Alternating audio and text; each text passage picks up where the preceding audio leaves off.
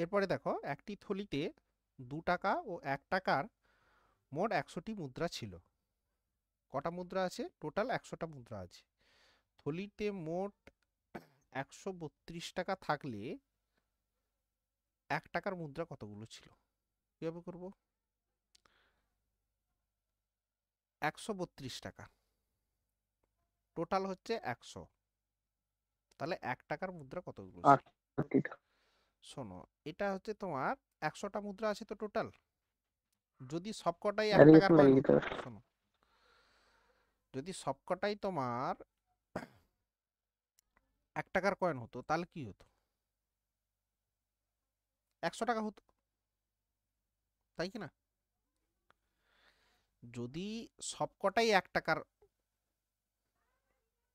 Coin হতো বা note হতো তাহলে কি হতো? কত টাকা হতো?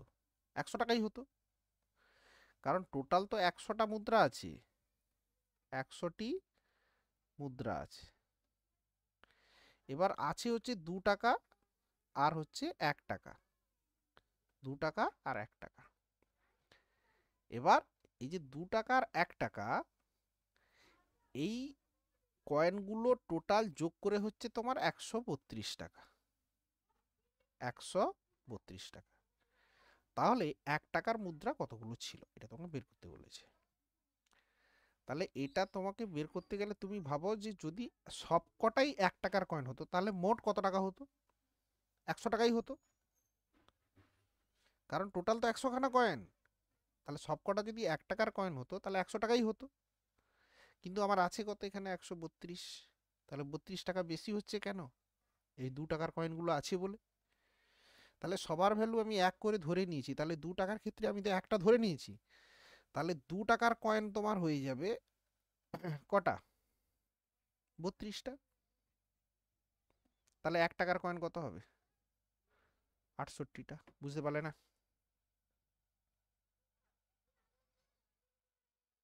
বুঝতে পেরেছো কি পারোনি?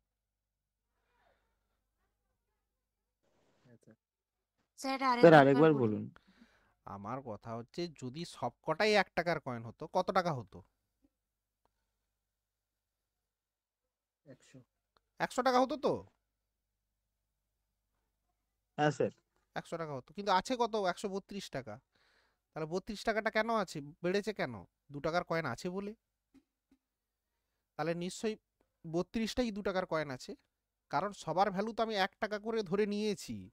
2 টাকা মানে 1+1, সবকটা 1 টাকার কয়েন মানে 1 1 করে তো নিয়ে নিয়েছি।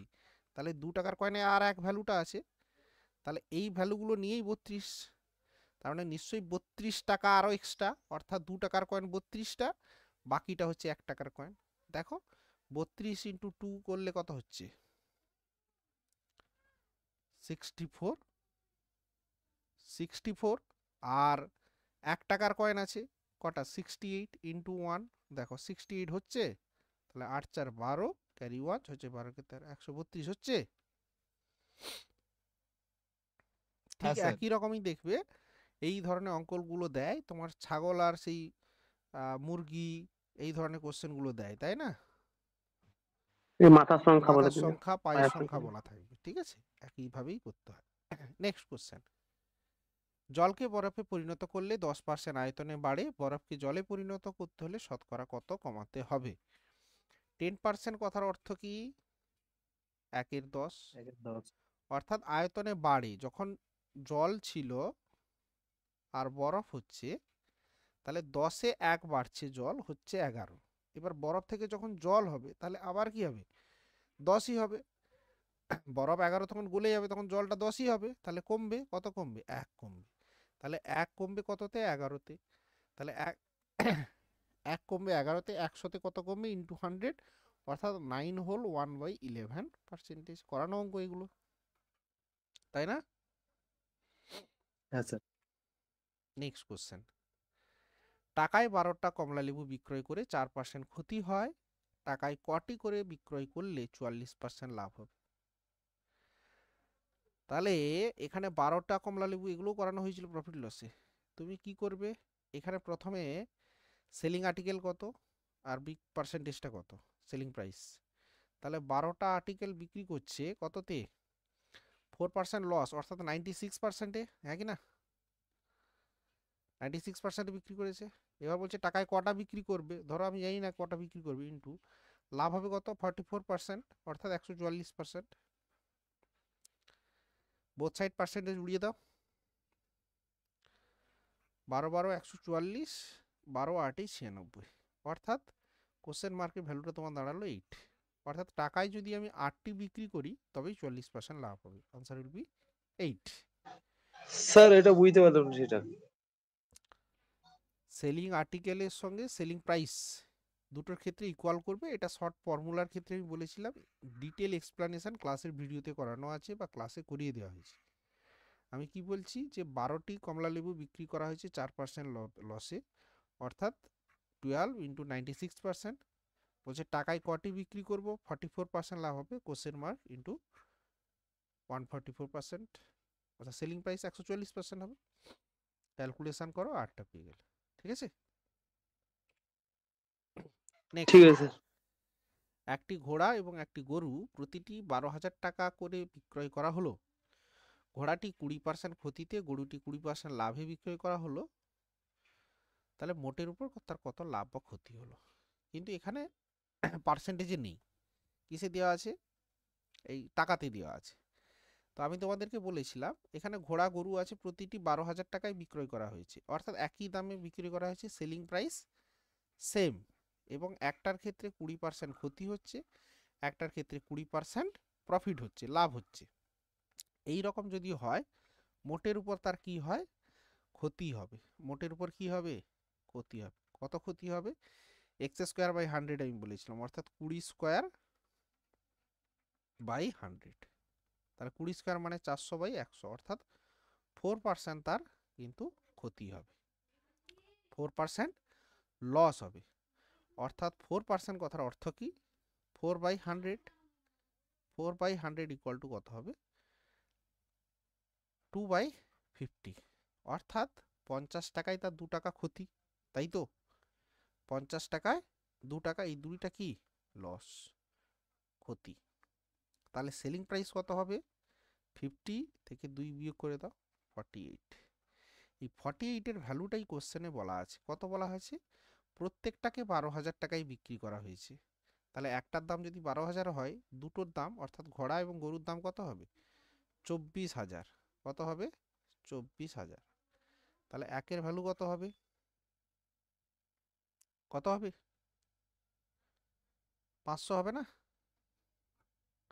হবে কি হবে না? হ্যাঁ স্যার। 48-এর ভ্যালু যদি 24,000 হয়, একের ভ্যালু হচ্ছে 500। এবার তোমাকে বের করতে বলেছিল মোটের উপর লস, লসটা কত আমার 2, তাহলে 2-এর ভ্যালু কত দাঁড়াবে, 1,000 টাকা। 1,000 টাকা ক্ষতি হবে, 1,000 টাকা ক্ষতি হবে। করান অঙ্ক। একটা হোস্টেলে আগে 50 জন আবাসিক ছিল, 10 জন নতুন আবাসিক এলে মাসিক খরচ মোট 600 টাকা বেড়ে যায়, কিন্তু মাথাপিছু খরচ গড়ে 30 টাকা কমে যায়। আগে মাসিক খরচ কত টাকা ছিল? খুব ভালো কোশ্চেন, খুব ইম্পর্টেন্ট কোশ্চেন, খুব ইম্পর্টেন্ট কোশ্চেন। ঠিক আছে, এটাকে আমরা কিভাবে করতে পারি বলো। কতজন ছিল হোস্টেলে আগে, 50 জন। 10 জন নতুন এসেছে, অর্থাৎ হোস্টেলে 10 জন আবার নতুন এসেছে। মাসের মোট খরচটা 600 টাকা বেড়েছে, কিন্তু মাথাপিছু খরচটা 30 টাকা কমে গেছে। আর তুমি ভাবো যে প্রথমে মাথাপিছু খরচ কত ছিল, মাথাপিছু খরচ, মাথাপিছু খরচ ছিল ধরো x টাকা।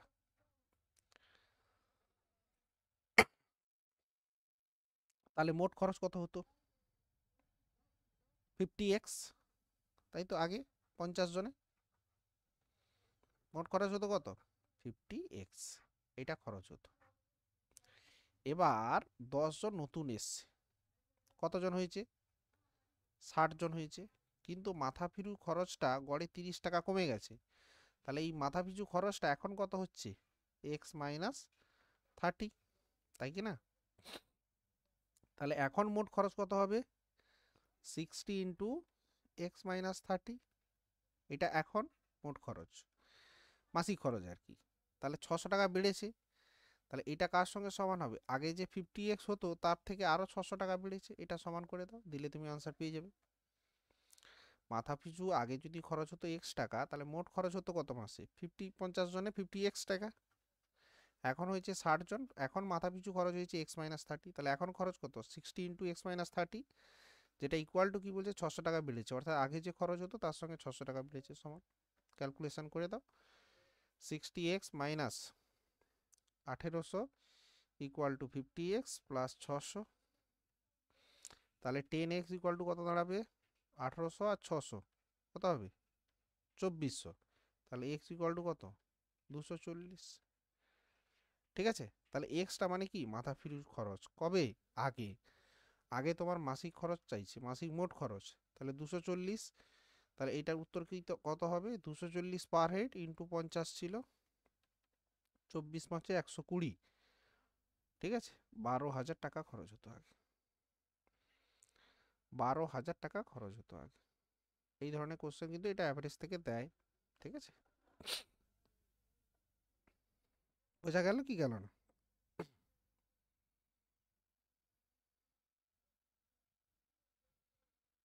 বোঝা গেছে? হ্যাঁ স্যার, বুঝতে পেরেছি। এ বি সি একসঙ্গে একটা ব্যবসা শুরু করলো, তাদের মূলধন যথাক্রমে 2500 টাকা, 3000 টাকা, 3500 টাকা। বছর শেষে যদি 7200 টাকা লাভ হয়, তাহলে এই কত টাকা? একদম পার্টনারশিপ অর্থাৎ অংশীদারি কারবারের একদম সহজ কোশ্চেন। অর্থাৎ তিনজন বন্ধু একটা ব্যবসা শুরু করেছে, তাদের মূলধন এইটা। সবসময় মনে রাখবে, মূলধনের সঙ্গে যদি সময় গুণ করা হয় লাভ পাবে। কি পাবে? মূলধনের সঙ্গে যদি সময় গুণ হয় তবে তুমি লাভের অনুপাতটা পাবে, লাভের অনুপাত। যেহেতু সময়টা সবার ক্ষেত্রেই একই, প্রত্যেকটা জনের ক্ষেত্রে একই, সেক্ষেত্রে আর সময়টা লাগে না, তখন মূলধনের অনুপাত যাই হবে, লাভের অনুপাত তাই হবে। তো এখানে বলছে না বছর শেষে, অর্থাৎ 1 বছর পরে, অর্থাৎ তিনজনেরই একই সময়, তাহলে এখানে সময়টার দরকার নেই। তাহলে এ, বি আর সি তিনজনের অনুপাত কত? একজনের 2500 টাকা, একজনের 3000 টাকা, আর একজনের 3500 টাকা। তিনটেকে অনুপাত করো। প্রথমে দুটো করে শূন্য কেটে যাবে, তারপরে 5, 5 এ 25, 5 6 30, 5 7 35। এটা কি? মূলধনের অনুপাত যেমন লাভের অনুপাত তেমন, অর্থাৎ এ বি সি এই অনুপাতে লাভ টাকা পাবে। তাহলে মোট লাভ কত হবে অনুপাতের হিসাবে? 6 5 11 আর 7 18। এই 18-র ভ্যালুটাই দেখো কোশ্চেনে তোমার বলা আছে 7200 টাকা। তাহলে একের ভ্যালু কত হবে? 18 4 72, 400 টাকা। বলছে এ কত টাকা পাবে, তার মানে এ মানে কত? 5। তাহলে 5-এর ভ্যালু কত হবে? 5 4 20, 2000 টাকা। অপশান এ তোমার আনসার হয়ে যাবে। বোঝা গেছে?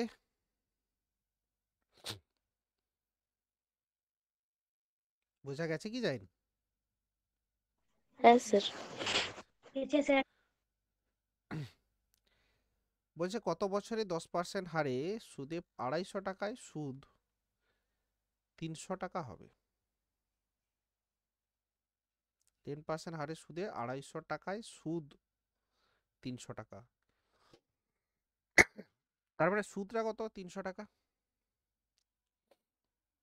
এক্ষেত্রে টাইম সমান কি হয়? Simple interest into 100 by principal into rate করে দাও। সুদ হবে 300 টাকা ইন্টু 100, প্রিন্সিপাল 250, আর টাইম হচ্ছে, এই রেট হচ্ছে 10। একটা শূন্য কেটে দাও, 25 4 এ 100, এখানে একটা শূন্য কেটে যাবে, 4 3 এ 12, 12 বছরে। তাহলে কত বছরে হবে? 12 বছরে। 12 বছরে 10% হারে সুদে 250 টাকার সুদটা 300 টাকা তুমি পাবে। নেক্সট একটা সিম্পলিফিকেশান আছে, এটা তোমরা করো। সিম্পলিফিকেশানটা কিভাবে হবে?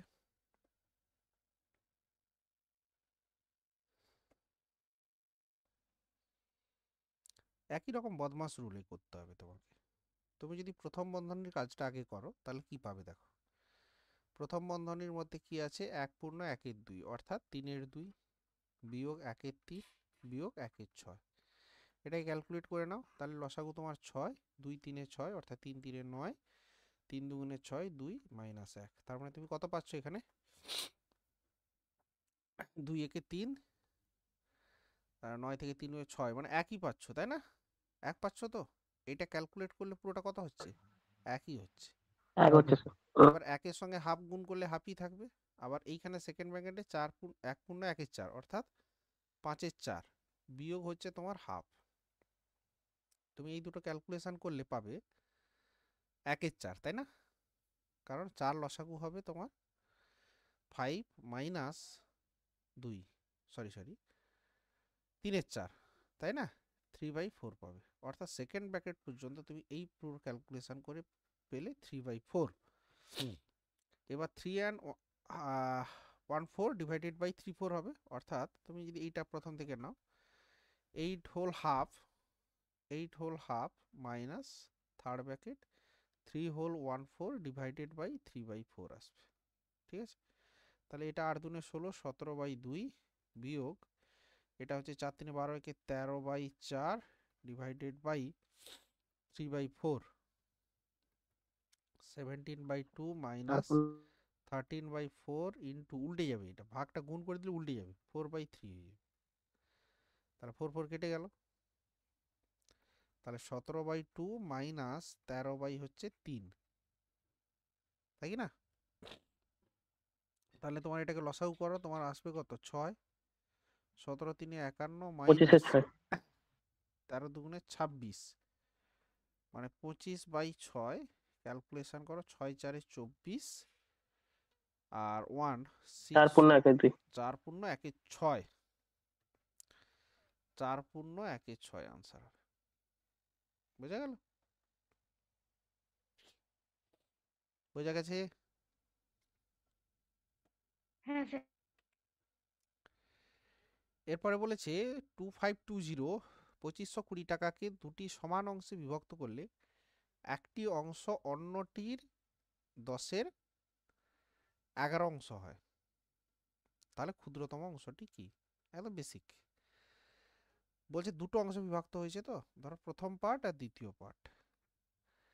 অন্যটির 10-এর 11, আমি যদি অন্যটি 11 ধরি, এই যে বলছে না দুটি সমান অংশে বিভক্ত করলে একটি অংশ, দুটি সমান অংশে বিভক্ত কি করে বলেছে? দুটি সমান অংশে বিভক্ত করলে একটি অংশ অন্যটি 10-এর 11, না এটা নয় ঠিক। দুটি অংশে বিভক্ত হবে, তবে একটি অংশ অন্যটির 10-এর 11, তার মানে অন্যটা কত হবে 10। তার মানে এটা দেখো এই দ্বিতীয়টার কত হচ্ছে 10-এর 11 অংশ হচ্ছে কি না? মানে 11 10-এর 11 কর দিলে তুমি কত পাচ্ছ 10 পাচ্ছ না, অর্থাৎ রেশিওটা এইটা দাঁড়াবে। ক্ষুদ্রতম পার মানে 10, দুটো যোগফল করলে কত হচ্ছে 21।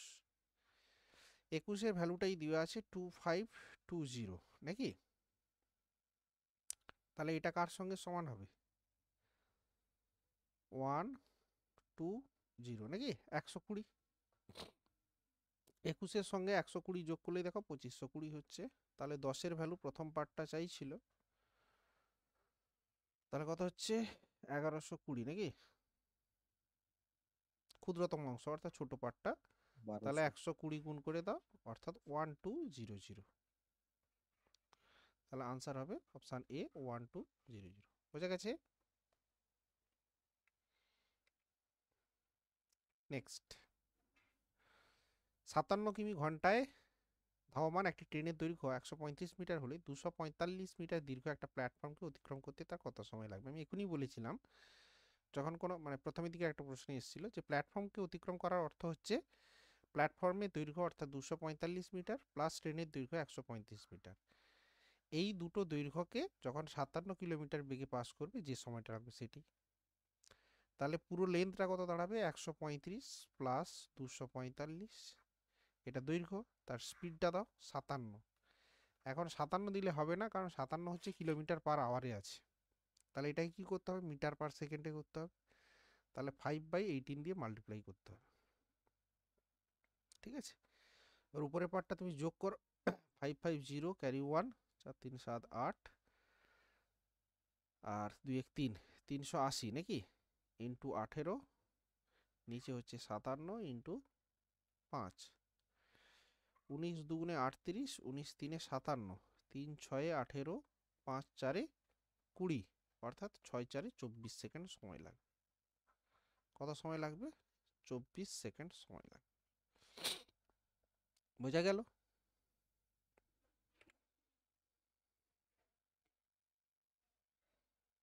দেখো বলছে একটি গাড়ি এ স্থান থেকে বি স্থানে 60 কিমি প্রতি ঘন্টায় যায়, কিন্তু এ স্থানে ফিরে আসে 40 কিমি প্রতি ঘন্টায়। ওই গাড়ি যাওয়া আসার গড় গতিবেগ কত?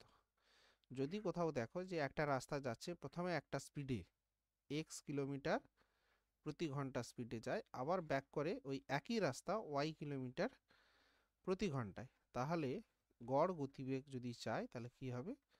গড় গতিবেগ সমান হবে 2 into x into y divided by x plus y kilometre per hour. তাহলে এখানে কি হবে? গড় গতিবেগ 60 ইন্টু 40 ইন্টু 2, আর নিচে হবে 60 প্লাস 40 দ্যাট ইজ 100। দুটো জিরো কেটে দাও, 6 4 24, 2 48 কিলোমিটার প্রতি ঘন্টা। বোঝা গেছে কি যায়নি? করানো হয়েছে ক্লাসে, এগুলো যাদের করানো হয়েছে করানো হয়েছে। নেক্সট কোশ্চেন কি বলছে? কিছু টাকা সাধারণ সুদে মূলে 3 বছর পরে 896 টাকা হচ্ছে, আর 5 বছর পরে সুদে মূলে 960 টাকা হচ্ছে, আসল কত টাকা? প্রথম কথা হচ্ছে সিম্পল ইন্টারেস্টে দেওয়া আছে সাধারণ সুদে। এটা 3 বছর পরে গিয়ে দেখা যাচ্ছে কত? 896 টাকা হচ্ছে, আর 5 বছর পরে গিয়ে হচ্ছে 960 টাকা। অর্থাৎ 5 বছরে তোমার সুদ আসল মানে অ্যামাউন্টটা হয়ে যাচ্ছে, মানে কি প্রিন্সিপাল প্লাস এসআই সমান কত হচ্ছে? 960 টাকা। আর 3 বছর পরে এটাই হচ্ছিল কত অ্যামাউন্টটা? 896 টাকা। তোমরা জানবে যে সিম্পল ইন্টারেস্টের ক্ষেত্রে সুদের উপর সুদ হয় না, শুধু আসলের উপরেই সুদটা বাড়ে। তার মানে 5 থেকে 3 অর্থাৎ 2 বছরে কি এই যে 896 থেকে 960 হয়েছে, কেন বেড়েছে? শুধুমাত্র সুদটা বেড়েছে, অর্থাৎ 2 বছরে সুদটা জমেছে। তাহলে 2 বছরে তুমি সুদটা পেয়ে যাবে কি করে? বিয়োগ করে দাও, এটা বিয়োগ করে দাও। তাহলে 6 4 10 নাকি? আচ্ছা 9 6 15, 64 64 টাকা। 2 বছরের সুদ হচ্ছে 64, তাহলে 1 বছরের সুদ কত? 32 32 টাকা। 32 টাকা তোমার বলেছিল আসল কত টাকা, তাহলে 1 বছরের সুদ যদি 32 হয়, 800 টাকা। 3 বছরের সুদ কত হবে? 96 32 ইন্টু 3 96। এবার 3 বছরের সুদ আসল 896 ছিল, 896 হচ্ছে প্রিন্সিপাল প্লাস সিম্পল ইন্টারেস্ট হচ্ছে 896, তার মধ্যে সিম্পল ইন্টারেস্ট হচ্ছে 96, মাইনাস করে দাও 96, তাহলে প্রিন্সিপাল পেয়ে যাবে 800 টাকা। এটাই হচ্ছে প্রিন্সিপাল 800 টাকা। বুঝা গেল? ব্যাস কমপ্লিট আনসার। একটা পরীক্ষায় শতকরা 27 ভাগ ছাত্র ইংরেজিতে ফেল করে, শতকরা 38 ভাগ ছাত্র অঙ্কে ফেল করে, এবং শতকরা 19 ভাগ ছাত্র উভয় বিষয়ে ফেল করে, তবে শতকরা কত ভাগ ছাত্র সব বিষয়ে পাস করেছে? আমি তোমাদের একটা ছোট্ট টেকনিক বলেছিলাম, এই রকম যদি জায়গায় দেখো সবেতেই ফেল ফেল ফেল ফেল, উভয় বিষয়ে যেটা দেওয়া আছে সেটাতে সবকটাই দেওয়া আছে, তাহলে সব বিষয়ে কত পাস করেছে কিভাবে পাবে? সব বিষয়ে পাস করবে কিভাবে পাবে? 100 করবে, মাইনাস করবে, কি করবে? 27 প্লাস 38 মাইনাস 19, তাই করতে বলেছিলাম তো। হ্যাঁ স্যার 54 তাহলে এটা যদি ক্যালকুলেট করো 19 27 আর 19 মানে 27 20 27 37 46 46 46 বিয়োগ হবে নাকি? 46 যদি বিয়োগ করো 6 4 10 54 54%, অর্থাৎ 54% হচ্ছে তোমার উভয় বিষয়ে পাস করেছে। ব্যাস এই ছোট্ট টেকনিকটা লাগিয়ে দিলেই হয়ে যাবে। বাকিটা আমি তোমাদের ক্লাসে কিন্তু করিয়েছি, পুরোটা দেখিয়ে দিয়েছিলাম তখন কিভাবে হয়। নেক্সট দেখো 31, এটা হচ্ছে ওই নাম্বার সিস্টেমেরই একটা অঙ্ক। 4 অঙ্কের কোন বৃহত্তম সংখ্যা 6 4 6 8 10 12 এবং 120 দ্বারা বিভাজ্য? এই রকম অঙ্কের ক্ষেত্রে যে 4 অঙ্কের বৃহত্তম সংখ্যা বা 4 অঙ্কের ক্ষুদ্রতম সংখ্যা ইত্যাদি ইত্যাদি যখন পরপর কয়েকটি সংখ্যা দ্বারা বিভাজ্য বলেছে, তুমি আগে দেখো যে প্রত্যেকটা সংখ্যা দ্বারা বিভাজ্য যদি একটা সংখ্যাতে আমরা কনভার্ট করতে চাই, তার মানে কি? সেটা তোমাকে লসাগু বের করতে হবে। লসাগু যদি এদের লসাগু দ্বারা বিভাজ্য হয় তখন এটা প্রত্যেকটা দ্বারাই বিভাজ্য হবে। তাহলে এই 6 8 10 আর 12 এবং 120 এর লসাগু কত হবে? লসাগু আমি বের করার নিয়ম কি বলেছিলাম? যে বড় সংখ্যাটাকে ধরবে, প্রথমে বড় সংখ্যাটাই ছোট সংখ্যাগুলো দিয়ে ভাগ যায় কেন? 6 দিয়ে ভাগ যায়, 8 দিয়ে ভাগ যায়, 10 দিয়ে যায়, 12 দিয়ে যায়, অর্থাৎ 120 হচ্ছে লসাগু। এবার তুমি কি করবে? 4 অঙ্কের বৃহত্তম সংখ্যা 4টে নয়, তাকে তুমি 120 দিয়ে ভাগ করো। তাহলে 12 8 কত? 96 হয়। 960 বিয়োগ করো 9 3 9, 12 3 36, 360, 9 39। তুমি খেয়াল করে দেখো, যখন এটাই তো 4 অঙ্কের বৃহত্তম সংখ্যা, যখন 120 দিয়ে তুমি ভাগ করতে যাচ্ছ তখন 39 ভাগশেষ রয়ে যাচ্ছে। যদি 39 ভাগশেষ এই সংখ্যাটার মধ্যে 39 কম থাকতো তাহলে কি হতো? ভাগশেষ থাকতো না, তখন ভাগ মিলে যেত।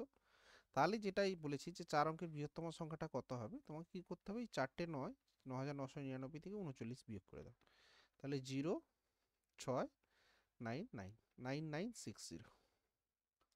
এটাই হচ্ছে 4 অঙ্কের বৃহত্তম সংখ্যা। যদি এখানে বলতো 4 অঙ্কের ক্ষুদ্রতম সংখ্যা বের করো, তখন অ্যাকচুয়ালি 4 অঙ্কের ক্ষুদ্রতম সংখ্যা দিয়ে বিয়োগ করতে হয়। সেক্ষেত্রে কি হয়? এই সংখ্যাটার সঙ্গে যোগ করতে হয়। কি যোগ করতে হয়? 120 থেকে এই ভাগশেষটা বিয়োগ করে দিতে হয়। মানে 120 - 39, এটা যেটা বেরোবে সেইটা যদি যোগ করে দেওয়া হয় তখন ক্ষুদ্রতম সংখ্যা পাবে আর কি, নিয়ম। এরপরে দেখো, বলছে এক ব্যবসায়ী 10% লাভে দ্রব্য বিক্রয় করেন এবং তিনি তার বিক্রয় মূল্যের উপর 20% বাড়িয়ে দেন এবং ক্রেতাকে 20%, কি বলছে, তিনি তার বিক্রয় মূল্যের উপর 20% বাড়িয়ে দেন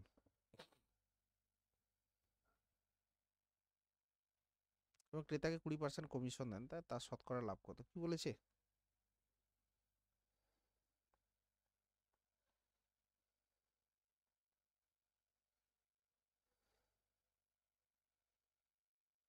প্রথমে 10% লাভে বিক্রি করছে, বিক্রয় মূল্যের উপর 20% বাড়াচ্ছে, তারপরে ক্রেতাকে 20% কমিশন, ক্রেতাকে 20% বাড়িয়ে দেন।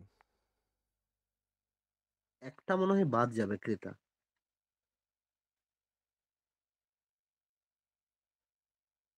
ক্রেতাকে 20% কমিশন দেন, তার শতকরা লাভ। আচ্ছা আমি দেখি, ধরো প্রথমে কস্ট প্রাইস হচ্ছে 100,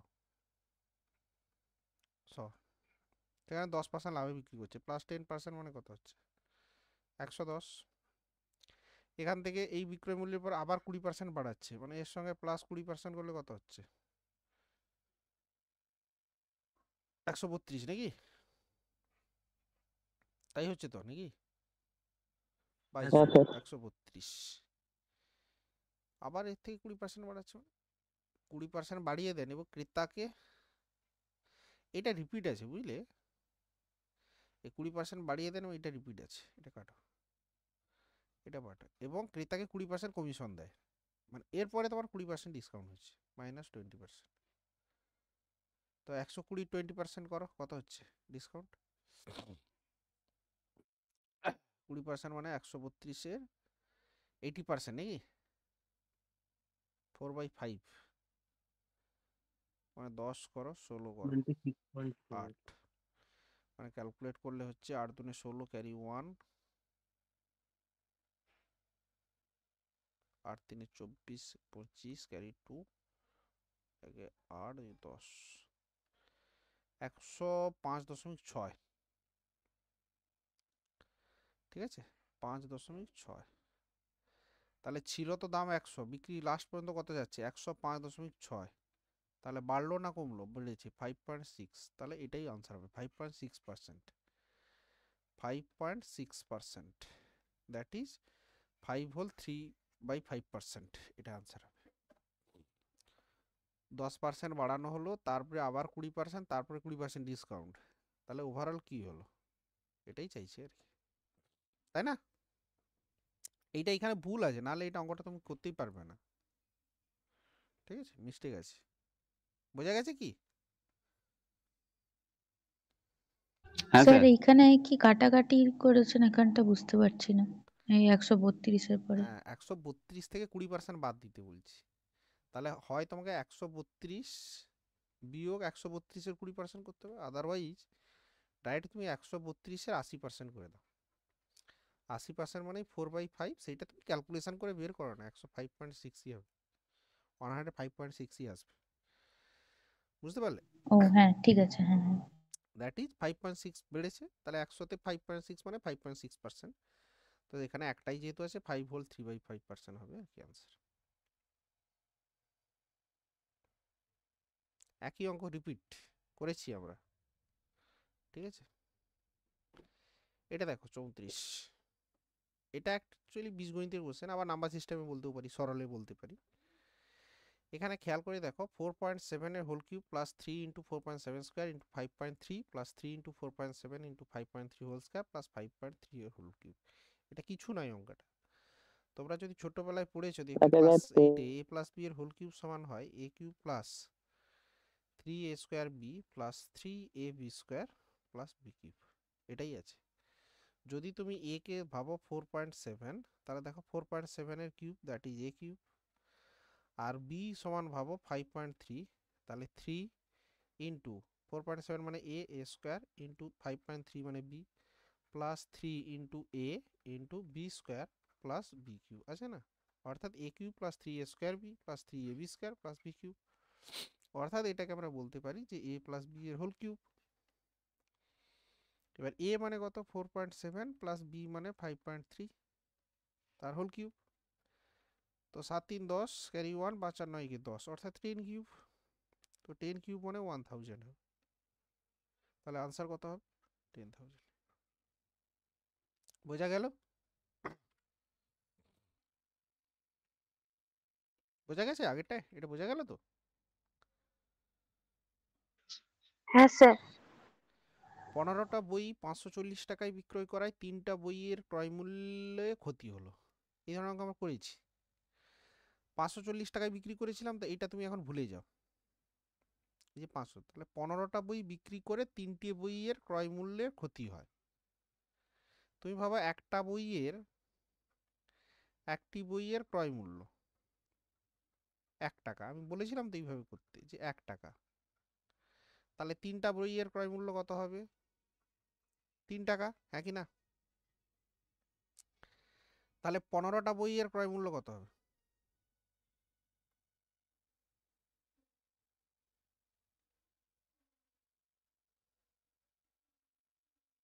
45। হুম? 15টা 45। না, 15 টাকা। 15 টাকা। একটা বইয়ের ক্রয় সরি মূল্য 1 সরি টাকা, সরি 3টা স্যার, বইয়ের হ্যাঁ ক্রয় স্যার, মূল্য হ্যাঁ 3 টাকা, হ্যাঁ 15টা হ্যাঁ। বইয়ের ক্রয় মূল্য 15 টাকা। এখন কথা হচ্ছে আমার, যে 15টা বইয়ের দাম 15 টাকা, তাতে আমার লস হয়েছে কত? 3 টাকা, তাই না? 15টা বইতে আমার 3 টাকা লস হয়েছে, মানে 15 টাকায় 3 টাকা লস। লস 3/15 মানে 1/5, অর্থাৎ 5 টাকায় 1 টাকা আমার লস হয়েছে।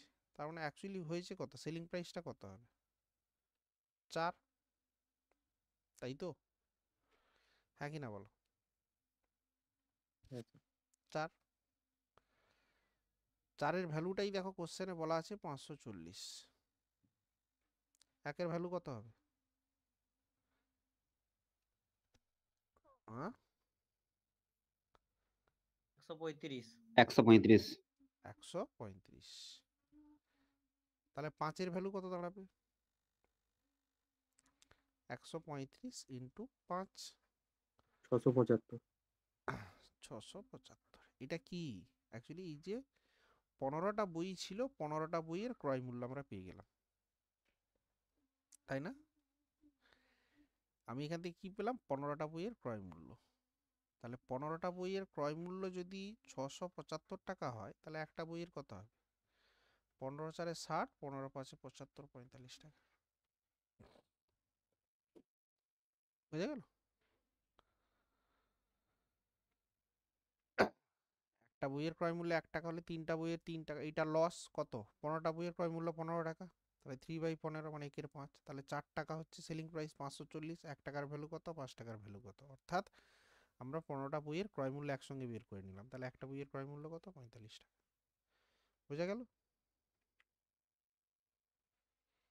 এটাও করানো কোশ্চেন। এক ব্যক্তি আয় ও ব্যয়ের অনুপাত এত, যদি তিনি বছরে এত টাকা সঞ্চয় করেন, তাহলে তার মাসিক আয় কত? শোনো, আমি তোমাদেরকে বলেছিলাম যে ইনকাম সমান কি হয়? এক্সপেন্ডিচার প্লাস সেভিংস হয়। তো এক্সপেন্ডিচার আর সেভিংসের রেশিও মানে আয় আর ব্যয়ের সরি ঠিক আছে, আয় করে যেটা আর ব্যয় করে বাকিটা হচ্ছে সেভিংস। ইনকাম আমি বলছি হয় খরচ আর সেভিংস। তো আয় হচ্ছে 12 টাকা ইনকাম, আর ব্যয় হচ্ছে তার 10 টাকা, তাহলে অনুপাত, তাহলে সেভিংস কত হবে? 2 টাকা, তাই না? 2 2, অর্থাৎ এইটার বিয়োগফলটাই 2। তো 2 এর ভ্যালু কত? কোশ্চেনে বলা আছে 18,000। তাহলে 1 এর ভ্যালু কত? 9,000। কত টাকা মাসিক আয়? তাহলে 12। তাহলে 12 এর ভ্যালু কত হবে? 12 ইন্টু 9,000। তাহলে 12 নয় এই কি হলো? ও সরি, ঠিক আছে, এটা আমার ইনকাম কত হচ্ছে? 12 নয় 108। বার্ষিক বেরোচ্ছে। এটা ইয়ারলি বেরোচ্ছে, কারণ এই যে বছরে বলেছে, হ্যাঁ, বছরে এত টাকা সঞ্চয়। তাহলে তুমি এটাকে 12 দিয়ে ভাগ করে দাও না, মানে সেই 9,000ই আসবে। 12 নয় 108, 9,000। অথবা তুমি এইটাকে তুমি প্রথমে 12 দিয়ে ভাগ করে দিলে, পেয়ে গেলে সেইটার ভ্যালুটা হচ্ছে এইটা, তাহলে 12 ভ্যালুটা তখন কত পেয়ে যাবে, একইভাবেই আসবে। অর্থাৎ ইনকাম করে 12 টাকা, খরচ করে 10 টাকা, তাহলে জমায় কত? 2 টাকা। 2 এর ভ্যালু 18,000, 1 এর ভ্যালু 9,000, তাহলে 12 এর ভ্যালু কত? 12 ইন্টু 9,000। এটা তো 12 মাসের ইনকাম, তাহলে 1 মাসের কত? 12 দিয়ে ভাগ করে দিলে সেই 9,000ই পাবে। ঠিক আছে, তাহলে উত্তর কত হবে? 9,000 টাকা। ক্লিয়ার হয়েছে কি হয়নি?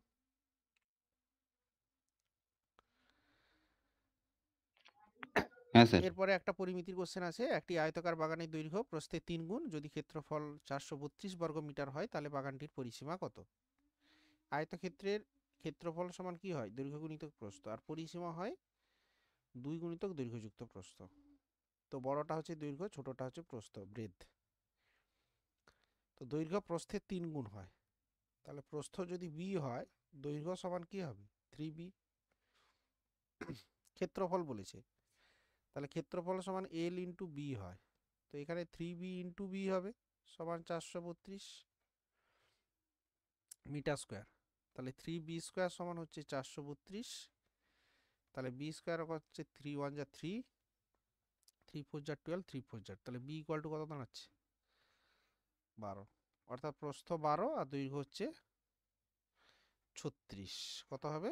36। বলছে পরিসীমা কত? তাহলে পরিসীমা কি হয়? 2 ইন্টু দৈর্ঘ্যযুক্ত প্রস্থ, তাহলে দৈর্ঘ্য 36, প্রস্থ 12, যোগ করে দাও। 36 হচ্ছে 40, 48 নাকি? 48 ইন্টু 98 2, 96 মিটার। 96 মিটার হচ্ছে আয়তকার বাগানটির পরিসীমা। বোঝা গেছে? ক্ষেত্রফল সমান দৈর্ঘ্য গুণিতক প্রস্থ হয়, আর পরিসীমা সমান 2 ইন্টু দৈর্ঘ্যযুক্ত প্রস্থ হয়। নেক্সট কোশ্চেন দেখো, একটা নাম্বার সিস্টেমের কোশ্চেন আছে। একটি ভাগ অঙ্কে ভাগফল ভাগশেষের 12 গুণ এবং ভাগফল ভাজ্যকের 25 গুণ। যদি ভাগফল 144 হয়, তবে ভাজ্য কত? আমরা কি জানি যে ভাজ্য সমান ভাজক গুণিতক ভাগফল যোগ ভাগশেষ হয়, তাই তো? ভাগশেষ হয় এটা। এখন তোমার ভাগফল বলছে 144, তাহলে ভাগশেষটা কত হবে বলো দেখিনি?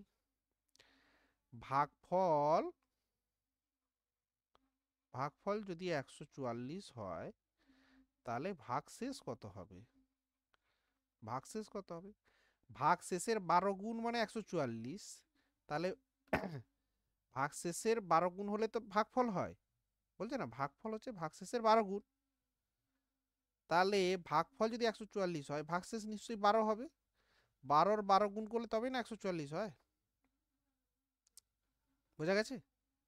আচ্ছা। আর কি বলেছে? ভাগফল ভাজকের 25 গুণ, এটা অ্যাকচুয়ালি হবে ভাজকের 25 গুণ।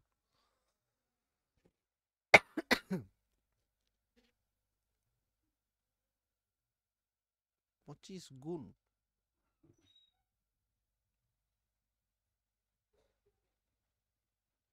তাহলে কি হবে? এটা ভাগফল ভাজকের 25 গুণ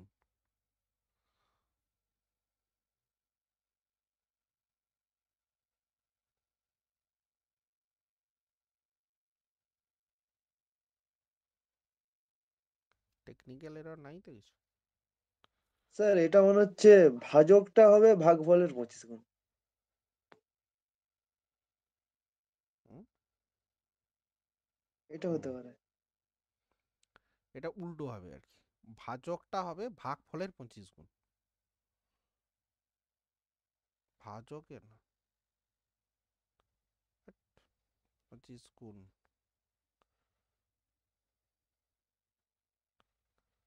এবং ভাজক হবে, লেখো তো কারেকশন করো আসে কিনা দেখি, ভাজক হচ্ছে ভাগ শেষের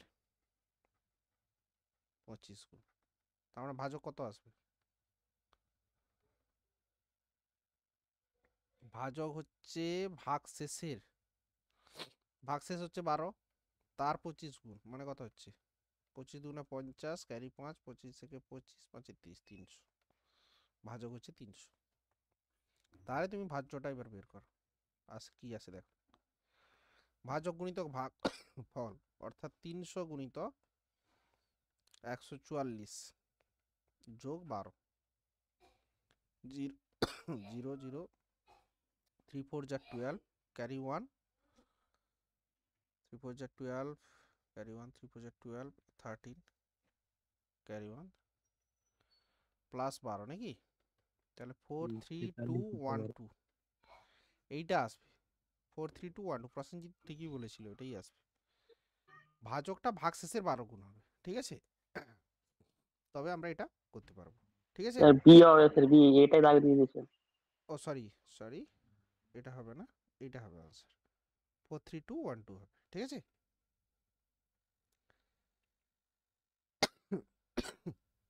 সরি। একটি ক্লাসে 24 জন বালক আছে, একটি 10 বছরের বালক চলে গেল এবং একটি নতুন বালক ক্লাসে এলো। যদি এখন মোট বালকদের গড় বয়স 2 মাস করে বৃদ্ধি পায়, তাহলে নতুন বালকের বয়স কত? 24 জন ছিল, তাই তো? টোটাল 24 জন ছিল, একজন বেরিয়ে গেছে যার বয়স হচ্ছে 10 বছর, এটা মাইনাস হয়েছে, কিন্তু আরেকজন এন্ট্রি নিয়েছে আবার প্লাস হয়েছে। আসার ফলে বলছে মোট বালকদের বয়স, গড় বয়স 2 মাস বৃদ্ধি পেয়েছে। যেহেতু গড় বয়স বেড়েছে, তার মানে যে নতুন ছেলেটা ঢুকেছে, যে ছেলেটা 10 বছরের ছেলেটা চলে গেছে, তার থেকে বেশি বয়সের ছেলে এসছে, ওই জন্য তো গড় বয়স বেড়েছে। যদি 10 বছরের ছেলে একটা আসতো, 10 বছর বেরিয়ে গেছে, 10 বছর ছেলে আসতো, তাহলে গড় বয়সের কোনো চেঞ্জ হতো না। যেহেতু 2 মাস বৃদ্ধি পেয়েছে, তার মানে কি হচ্ছে, যে ছেলেটা এসে তার বয়স সরি 10-এর চেয়ে বেশি। তাহলে যে নতুন ছেলেটা এসছে, নতুন বালকের বয়স কত কিভাবে পাবে? দেখো, যে গেছে তার 10 প্লাস প্রত্যেকের 2 মাস করে গড় বয়স বৃদ্ধি পেয়েছে, তাহলে টোটাল কতজন? 24 জনই আছে, একজন বেরিয়ে একজন এন্ট্রি, মানে 24ই আছে। তাহলে 2 মাস মানে কত? 2/12 বছরে করলে 12 দুগুণে 24, তাহলে 2 2 4, তাহলে 10 + 4 দ্যাট ইজ 14 ইয়ার্স। যে ছেলেটা এসছে তার বয়স হচ্ছে 14 বছর, যার কারণে সবার বয়স 2 মাস করে বেড়ে গেছে, অ্যাভারেজ বয়সটা আর কি, গড় বয়সটা। বোঝা গেছে? 10 বছরের ছেলেটা গেছে, আর একটা ছেলে এসে তার বয়সটা বের করবো, তো তার মানে তার বয়সটা 10-এর চেয়ে বেশি। কতটা বেশি? 10। 24 জনের প্রত্যেকের বয়স 2 মাস করে বেড়েছে, তাহলে 24 × 2/12, তাহলে কত? টোটাল 4, অর্থাৎ 14 বছর বয়স। 3টি নম্বর আছে, তার মধ্যে প্রথমটি দ্বিতীয়টির দ্বিগুণ এবং তৃতীয়টির 3 গুণ। তাহলে তাদের গড় 100 হলে তৃতীয় সংখ্যাটা কত? 3টে সংখ্যা আছে, নাম্বার 1, নাম্বার 2, নাম্বার 3, ঠিক আছে? এই যে 3টে নাম্বার আছে, তারপরে প্রথমটা হচ্ছে দ্বিতীয়টার দ্বিগুণ, আবার তৃতীয়টার হচ্ছে 3 গুণ, তাই তো? সরি, তৃতীয়টার হচ্ছে 3 গুণ। তাহলে এটা আমরা কিভাবে করতে পারি?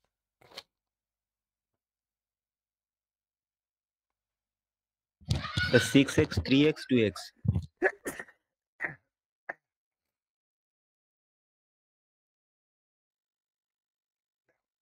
তৃতীয়টার যেহেতু 3 গুণ বলেছে, তাহলে এই যে দ্বিগুণ আর 3 গুণ, তুমি ভাবো প্রথমটাই 6, তাহলে দ্বিতীয়টা যদি 3 হয় তবেই তার দ্বিগুণ 6 হচ্ছে, আর এটা যদি 2 হয় তাহলে কি হবে তার, দেখো 3 গুণ হচ্ছে, তাহলে 3টে নাম্বারের রেশিও তুমি পেয়ে গেলে 6, 3 আর 2।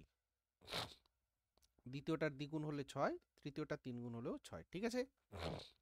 তাদের গড় হচ্ছে 100, তুমি ধরে নাও 6x 3x 2x, তাহলে গড় মানে 6x 3x plus 2x divided by 3 হবে 3টে নাম্বার, সমান কত বলা আছে 100, 6 3 9 আর 2 11 নাকি, 11/3 সমান হচ্ছে 100।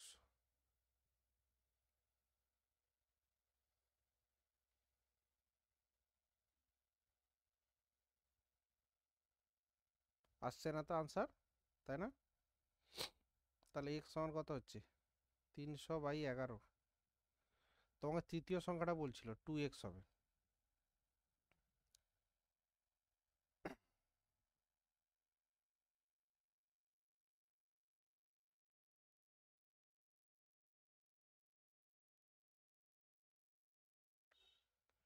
এটা আসবে না, 2x যদি তুমি বের করো মানে 600/11 হবে আনসার, কিন্তু যেটা অপশানে তোমার নেই, মানে ল্যাঙ্গুয়েজে কিন্তু কোথাও না কোথাও ভুল আছে, বুঝতে পেরেছো?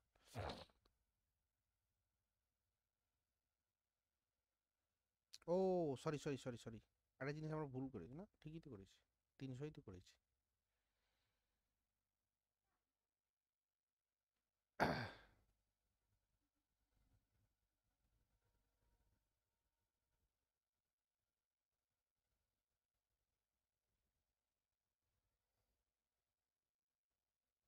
ঠিক আছে, সে 600/আগে রাখো, এইভাবে ক্যালকুলেশনটাই আসবে, বাকি ল্যাঙ্গুয়েজে যদি কিছু প্রবলেম থাকে তখন আলাদা হবে।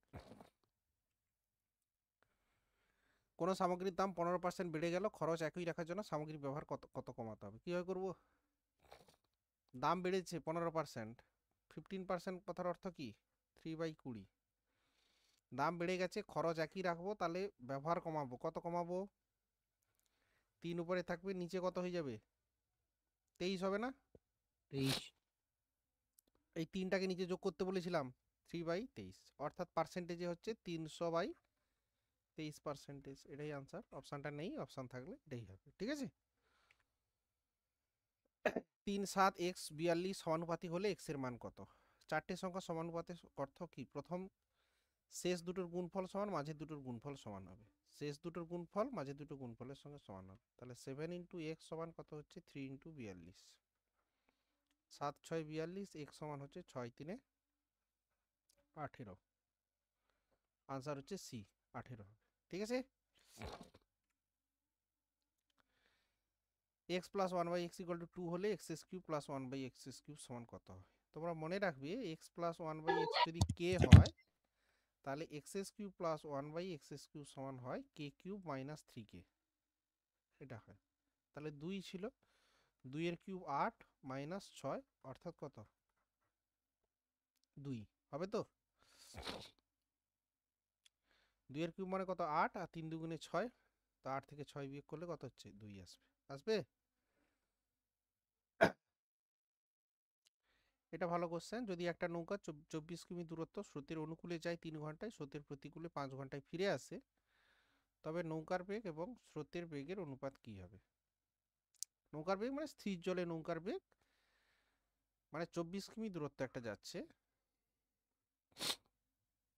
এটা যেতে তার সময় লাগছে, এটা কত, ধরো এই দিকে স্রোত যাচ্ছে, স্রোতের অনুকূলে 3 ঘন্টা, এবার যখন এই দিকে আসছে প্রতিকূলে আসছে তখন লাগছে 5 ঘন্টা।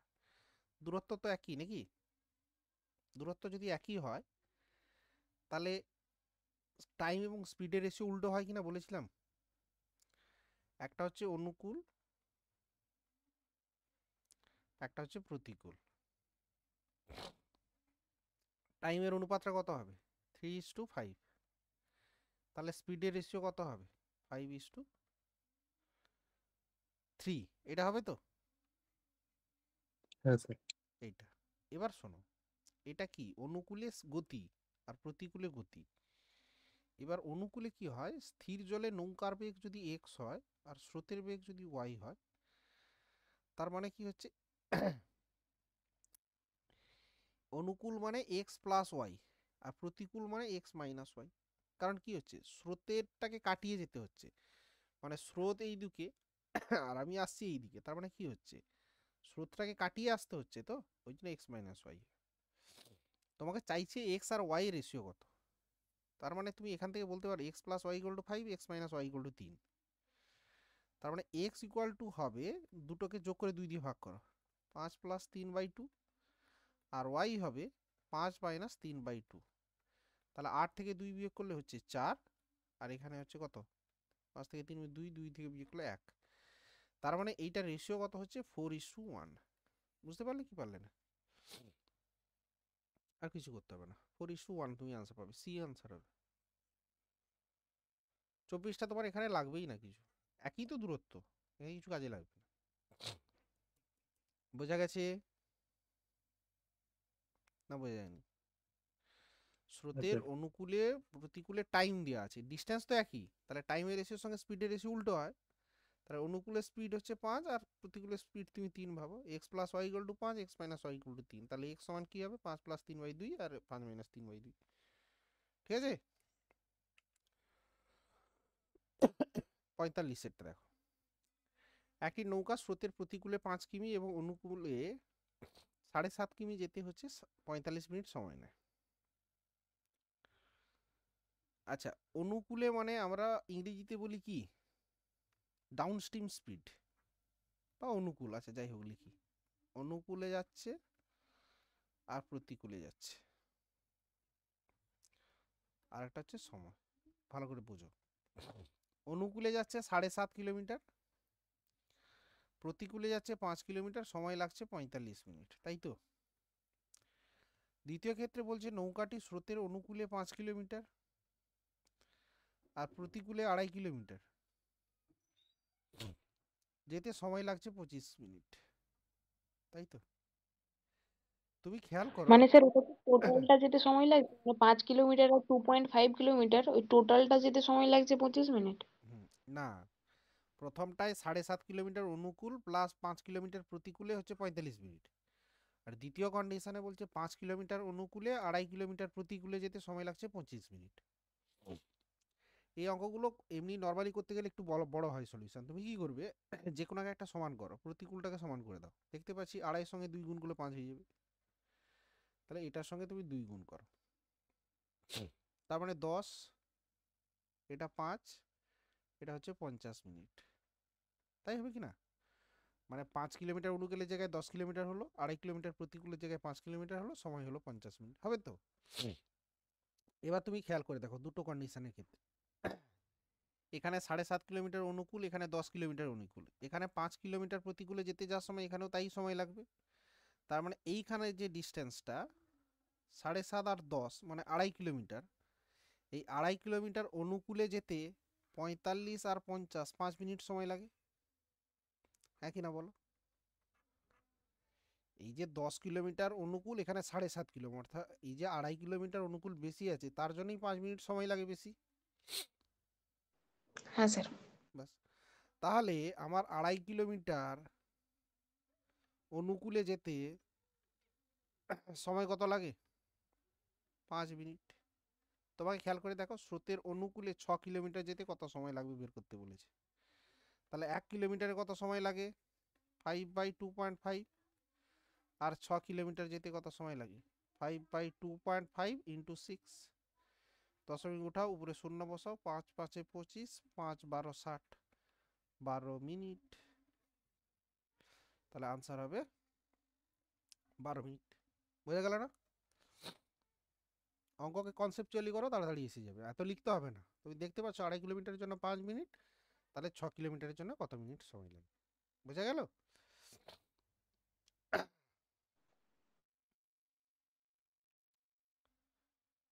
নেক্সট কি বলছে দেখো, এটা হচ্ছে মিক্সারের কোশ্চেন। একটি পাত্রে জল ও দুধের অনুপাত 7:5, মিশ্রণে কত অংশ তুলে নিয়ে সমপরিমাণ দুধ ঢাললে জল ও দুধের অনুপাত 1:1 হবে। মানে পাত্রে ছিল জল আর দুধ ছিল 7:5-এ। সেখান থেকে কত অংশ তুলে নেওয়া হলো, কিছুটা অংশ দিয়ে জল ঢালা হলো। এখন যখন কিছুটা অংশ তুলে নিচ্ছি, যে পাটটা পড়ে আছে তাতে জল আর দুধের অনুপাত তো একই থাকবে, 7:5, একই না?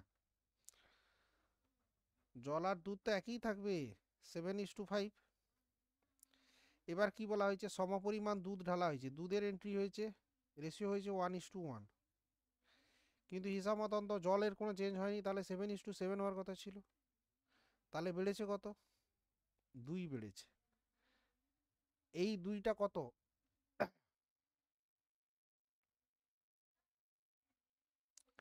টোটাল পার্টটা, এই যে 2 ইউনিট জলটা ঢালার পরে এইটা তো টোটাল, আগে যা ছিল সেইটা হবে। তাহলে 7 আর 14 ইউনিটে 2 ইউনিট ঢালা হয়েছে, তাহলে 2/14 অর্থাৎ 1/7 অংশ। 1/7 অংশ রিপ্লেসমেন্ট হয়েছে। 1/7 অংশ জল বের করে 1/7 অংশ জল ঢাললে অনুপাতটা তোমার 1:1 আসবে। এইভাবে করানো হয়েছিল তো, না অন্যভাবে করানো হয়েছিল তোমাদেরকে? এটা তো 0 ধরলেও হচ্ছে, এই দুটোই করেছিলেন আর কি। এইভাবেই দুটো প্রসেসই করানো আছে, অ্যালিগেশনও করানো হুম, হুম। আছে, অসুবিধা কিছু নেই। আর এই তো পৃথিবীর সবথেকে সহজতম অঙ্কের মধ্যে একটা অঙ্ক, 6+6+6+ ডট ডট ডট অসীম পর্যন্ত। 6কে 3 দুগুণে 6 প্লাস আছে বড়টা, উত্তর হবে 3। 3 48, দুটি সংখ্যার লসাগু 80, গসাগু 4। যদি সংখ্যা দুটির অন্তর 4 হয় তবে বড় সংখ্যাটা কত? ভালো করে বুঝবে। ধরো গসাগু যেহেতু 4x, তাহলে বড় সংখ্যা যদি 4x হয়, ছোট সংখ্যা হচ্ছে 4y। সংখ্যা দুটির লসাগু তাহলে কত হবে গো? হুম, 4xy, 4xy তো 4xy সমান তো 80।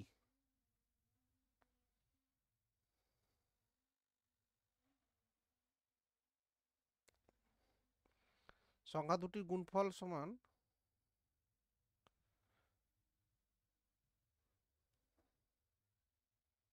স্যার 16 হবে তো। কোথায় 16 হবে? ও ও সরি সরি, হ্যাঁ ঠিক আছে। লসাগু বলা আছে 80 তো। সংখ্যা দুটির গুণফল যদি আমি ধরি 4x ইন্টু 4y সমান কি হচ্ছে? লসাগু গুণিত গসাগু নাকি? তাহলে 4 তো এমনি কাটে, আর 4 20 হয়, মানে x ইন্টু ওয়াই সমান হচ্ছে 20।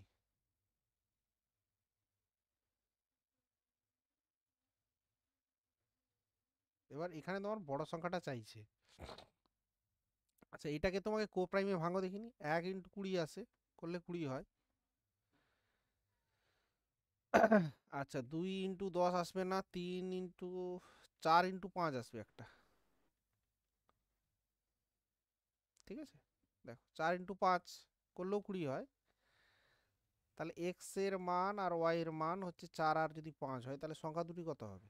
4 4 16 আর 4 5 20 হবে। দেখো এদের ডিফারেন্স কত? 4 হচ্ছে। বড় সংখ্যাটা কত হবে? 20। বড় সংখ্যা 20 হবে কি হবে না? মনে রাখবে লসাগুর ক্ষেত্রে কি হয়, সংখ্যা দুটির গুণফল সমান, সংখ্যা দুটির গুণফল সমান দুটি সংখ্যার লসাগু গুণিত গসাগু হয়। সংখ্যা দুটি ধরেছি 4x 4y, তাহলে সংখ্যা দুটির গুণফল তাদের লসাগু গুণিত গসাগু, তাহলে x ইন্টু ওয়াই সমান 20। তাহলে যদি 4 আর 5 হয় তাহলে 20 হচ্ছে, তাহলে 4 4 16, 4 5 20, দুটি সংখ্যা তাদের বিয়োগফল দেখো 4ই হচ্ছে, 4ই হচ্ছে, তাহলে বড় সংখ্যাটা হচ্ছে 20। বোঝা গেল? আচ্ছা, এরপরে হচ্ছে আবার একটা সরল আছে। সরল তোমরা জানবে, প্রথমে ভাগ আর এর মধ্যে এর কাজটা আগে হয়, তারপরে ভাগ হয়, ঠিক আছে? প্রথম ভগ্নাংশটা দেখো, তাহলে 18 ভাগ 2 গুণ 1 4 হবে, 2 দুগুণে 4, তাহলে 18। এবার ভাগটাকে গুণ করতে গেলে উপরে উঠবে, 2 এর 1 হয়ে যাবে, অর্থাৎ 18 দুগুণে 36। তুমি প্রথম ব্র্যাকেটটা ক্যালকুলেশন করলে পাবে 36। এবার দ্বিতীয়টাই যাও, প্রথমে ভাগটা হবে তারপরে গুণ হবে, কারণ এখানে গুণ আছে। তাহলে 2/3 গুণ 4/3 ইন্টু 5/8, 4 2 যার 8 কেটে গেল, 5/9। তাহলে এটা আসছে কত? 5/9। এবার এইটার ক্ষেত্রে যাও, তাহলে 2/3 ডিভাইডেড বাই থাকুক 3/4 ইন্টু 3/4 করো, ঠিক আছে, একই সঙ্গে হবে। এবার 2/3 এটা পুরোটা উল্টাবে, হ্যাঁ, তাহলে 16/9 আসবে। তাহলে এটা কত আসবে তোমার অ্যাকচুয়ালি? 32/27 নাকি? 32/27। এবার দেখো 34 গুণ 5 9 ভাগ হচ্ছে 32/27। ক্যালকুলেশন করো, 36 ইন্টু 5/9 ইন্টু 27/32। 9 4 9 3 27 নাকি?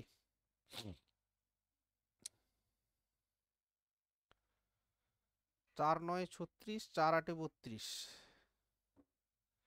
তাই তোমার হচ্ছে 5 3 15 9 135 ডিভাইডেড বাই 8। তাহলে 8 একে 8,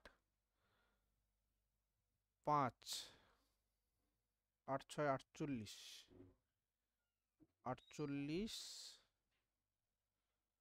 5 2 7, 7/8, 16/7 আসবে, ঠিক আছে।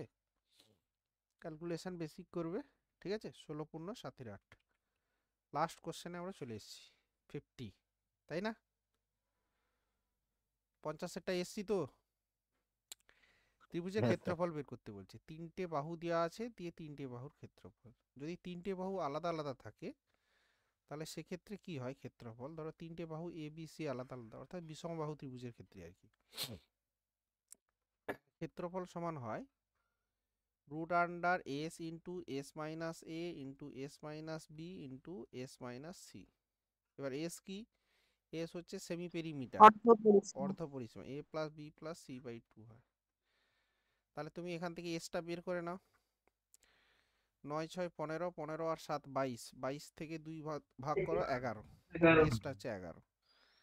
তাহলে √11 হবে গুণ 11 থেকে 9 বিয়োগ করো, 11 মাইনাস 9, 11 মাইনাস 6, আর একটা হচ্ছে 11 মাইনাস 7। তাহলে কি দাঁড়ালো? √11 গুণিতক, তাহলে 2 5 4 নাকি? এটা আসছে। তাহলে √,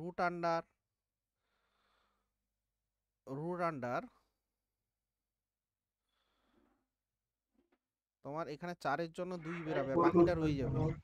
তাহলে 2 √, 110 হবে। 2 √110 বর্গ সেন্টিমিটার। বুঝতে পারলে না? যদি সমবাহু ত্রিভুজের ক্ষেত্রে, এই সমকোণী ত্রিভুজের ক্ষেত্রে ক্ষেত্রফল বলতো, সমকোণী ত্রিভুজ, তার ক্ষেত্রে ক্ষেত্রফল সমান কি হবে? হাফ ইন্টু ভূমি ইন্টু উচ্চতা হয়, হাফ ইন্টু ভূমি ইন্টু উচ্চতা হয়। যদি সমবাহু ত্রিভুজ বলতো, সমবাহু ত্রিভুজের ক্ষেত্রফল কি হয়? √3/4 ইন্টু বাহু স্কোয়ার, √3/4 ইন্টু বাহু স্কোয়ার। বোঝা গেছে? আর এটা কি বোঝা গেল কি গেল না? মেনসুরেশনেও আমরা কয়েকটা কোশ্চেন কিন্তু হ্যাঁ করলাম। স্যার।